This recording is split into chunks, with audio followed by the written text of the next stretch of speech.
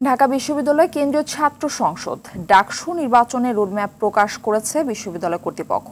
মঙ্গলবার প্রকাশিত ওই রোডম্যাপে মে মাসের প্রথমার্ধে কমিশন গঠন ও মাঝামাঝি সময়ে ভোটার তালিকা চূড়ান্তের কথা বলা হয়েছে, কিন্তু নির্বাচনের তারিখ কবে ঘোষণা করা হবে তার রোডম্যাপে নেই।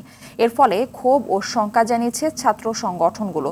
তবে জাতীয় নির্বাচনের আগে ডাকসুর মতো ছাত্র সংসদ নির্বাচন হলে গণতন্ত্রের ধারা ফেরাতে গুরুত্বপূর্ণ ভূমিকা রাখতে পারে বলে মত দেন ডাকসুর সাবেক ভিপি নুরুল হক নূর। আরও জানাচ্ছেন জিএম মাহমুদ।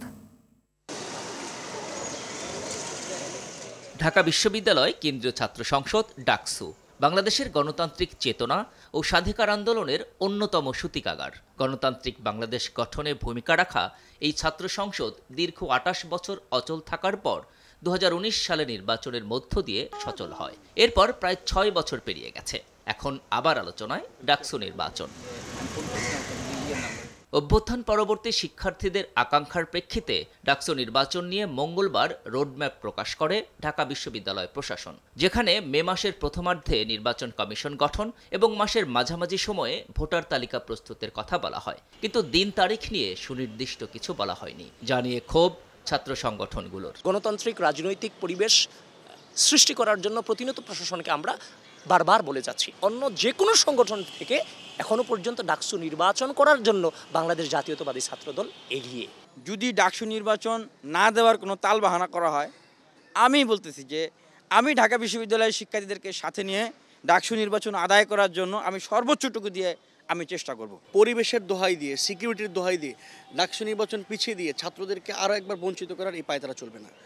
আমরা একই রকমের চেহারা আওয়ামী লীগ আমলে দেখেছি। ডাকসু নির্বাচনকে পিছিয়ে দিলে ছাত্ররা সেটা মেনে নেবেন। আমরা আশাবাদী যে খুব শীঘ্রই নির্বাচনটা হবে এবং খুব সুষ্ঠু এবং সুন্দর পরিবেশের মাধ্যমে হবে, কোনো ধরনের সহিংসতা ছাড়া, এবং শিক্ষার্থীরা তাদের দীর্ঘদিনের যেই লালিত স্বপ্ন যে তাদের পছন্দের প্রার্থী, তাদের পছন্দের প্রতিনিধিকে বাছাই করবে।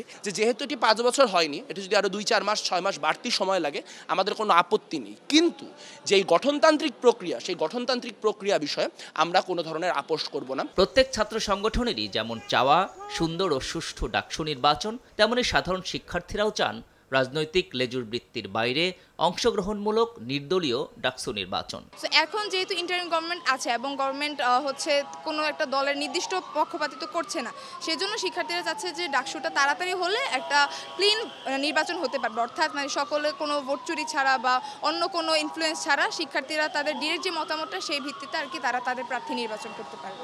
বিশ্ববিদ্যালয় কর্তৃপক্ষ জানান, জুলাই অভ্যুত্থানের আকাঙ্ক্ষা এবং শিক্ষার্থীদের আগ্রহ থেকেই তারা নির্বাচন আয়োজন করছেন, কোনো গোষ্ঠীর চাপে নয়। এটি এককভাবে ব্যক্তিগত কোনো একটি নির্দিষ্ট দপ্তর বা ব্যক্তি নিয়াজামের বিষয় না। এটি ঢাকা বিশ্ববিদ্যালয়ের সমস্ত অংশীজনের বিষয়। এক অর্থে এটা জাতির বিষয়। এটা গুরুত্ব বিবেচনা করে সবাই যখন সহযোগিতা করে এক জায়গায় হব, তখন আমরা প্রত্যেকটা পদক্ষেপ জাতির সামনে উন্মোচন করে দিয়েছি এবং বলেছি আপনারা আমাদেরকে সহযোগিতা করুন, কারণ এটি একটি জাতীয় দায় এবং মানুষের রক্তের ঋণের উপর আমরা দাঁড়িয়ে আছি। অতএব সেই কাজটি আমরা নিখুঁতভাবে করতে চাই। ডাকসু নির্বাচন নিয়ে সাবেক ভিপি নুরুল হক নূর জানান, জাতীয় নির্বাচনের আগে ডাকসুর মতো ছাত্র সংসদ নির্বাচন দেশে গণতান্ত্রিক ধারা ফেরাতে গুরুত্বপূর্ণ ভূমিকা রাখবে। এই সরকার তো কোনো রাজনৈতিক সরকার না, বিশ্ববিদ্যালয়গুলোর এই প্রশাসনও খুব বেশি রাজনৈতিক বলে আমি মনে করি না।